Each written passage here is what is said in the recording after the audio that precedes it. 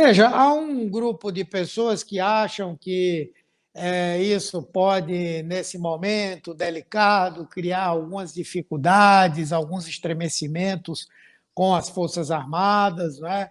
Outros acham que, nesse episódio em particular, a participação do Braga Neto, o episódio que eu falo é aquele da tentativa de mudar a bula da cloroquina, vendida também para uso contra a Covid-19. As pessoas acham que a participação dele nesse episódio não foi importante, mas é importante dizer, primeiro, que ele foi o coordenador da comissão interministerial que lidava com a pandemia da Covid-19. Era ele o coordenador. Segundo, que ele é um servidor civil como outro qualquer. Ele é um general da reserva, está sujeito a todas as regulamentações, a todas as leis, a punições dos servidores civis. Ele está ocupando uma função civil, não é? Então, aqueles que acham que de alguma forma isso poderia criar alguma dificuldade no relacionamento com as Forças Armadas, eu acho que é uma visão equivocada. Mas, como nós vimos que iríamos perder, o próprio senador Alessandro resolveu retirar o pedido, vai reforçar o pedido, dando mais essa conotação de que ele venha falar sobre o trabalho que ele fez na condução da pandemia, na coordenação do trabalho de enfrentamento à pandemia, e eu creio que muito breve ele deverá realmente vir até aqui.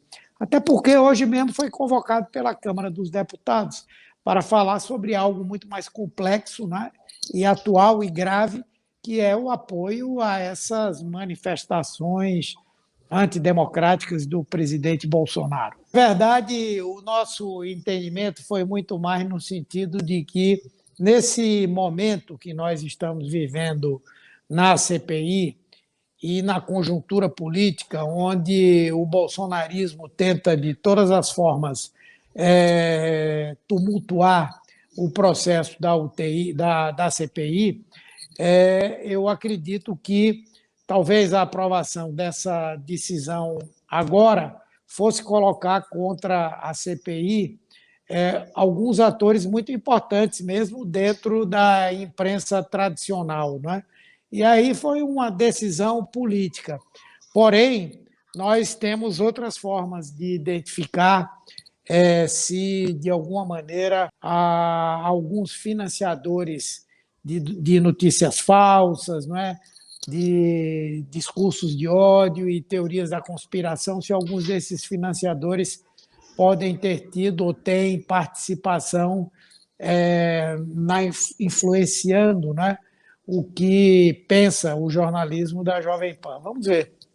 Temos que ter o nosso adversário principal o tempo inteiro na nossa mira. Qualquer coisa que divida esse campo nosso hoje não é bom. Então foi por isso, foi mais por uma precaução política do que por qualquer outra razão.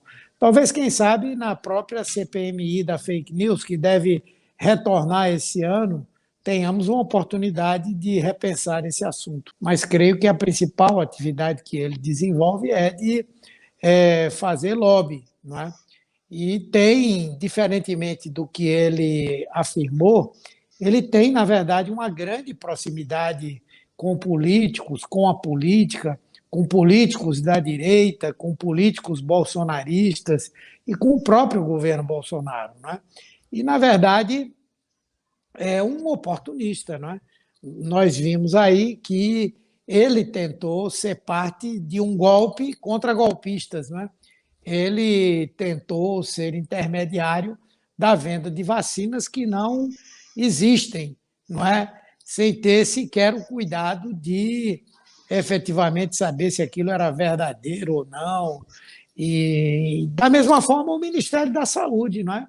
Como é que pode, não é, um governo em que todo mundo adentra o Ministério da Saúde, chega até o ministro, chega até o vice-ministro, vai ao presidente da República para tratar de um tema delicado e importante como esse, que é o tema da vacinação, da aquisição de vacinas. Mas eu acho que hoje ficou muito claro realmente que o reverendo Hamilton Gomes é alguém que, na prática, não tem credibilidade, essa sua instituição, a Senar, ela é uma instituição para a prática do lobby e de outros tipos de golpe.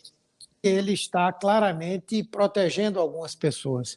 Provavelmente o que aconteceu é que alguma pessoa mal intencionada que desejava aí se locupletar a partir de uma história que era a história de que havia uma empresa no Brasil que poderia conseguir a venda até de 400 milhões de doses de vacinas, tanto da Janssen quanto da AstraZeneca. Alguém viu isso como uma oportunidade e procurou alguém que tivesse trânsito dentro do governo, dentro do Ministério da Saúde, que pudesse ajudar na abertura dessa intermediação. E esse alguém foi encontrado, que foi exatamente o reverendo Hamilton Gomes, que é uma pessoa que, até por fotos, pelo histórico dessa entidade que ele representa, tem laços muito fortes com o bolsonarismo e conseguiu, por esses laços, não é, adentrar ao Ministério da Saúde e tentar vender o que não tinham. Então, eu creio que essa história de que eu mandei um e-mail ao meio-dia e às 4h30 da tarde eu já estava sendo recebido com uma série de outras pessoas que eu levei, não tem nenhuma referência com a realidade. Realmente é uma situação difícil, né? Agora, o que eu acho que fica mais patente disso tudo, né, é o desgoverno que nós estamos vivendo no Brasil hoje, né? A falta de controles, a falta de transparência, a falta de uma política clara para cada área pública, não é? E diante disso nós assistimos essas absurdas contradições, né? O governo que rejeitou as vacinas da Pfizer, depois de uma insistência de meses para poder comprar, não é? Mais de 100 e-mails que foram mandados para o Ministério da Saúde por parte da Pfizer, que rejeitou a compra das vacinas do Butantan junto com a chinesa Coronavac, né? E ao invés de adquirir essas vacinas, a Janssen também parte para buscar a compra de vacinas que não tinham registro aprovado pela Anvisa e por outras instituições internacionais importantes e que tinham intermediários.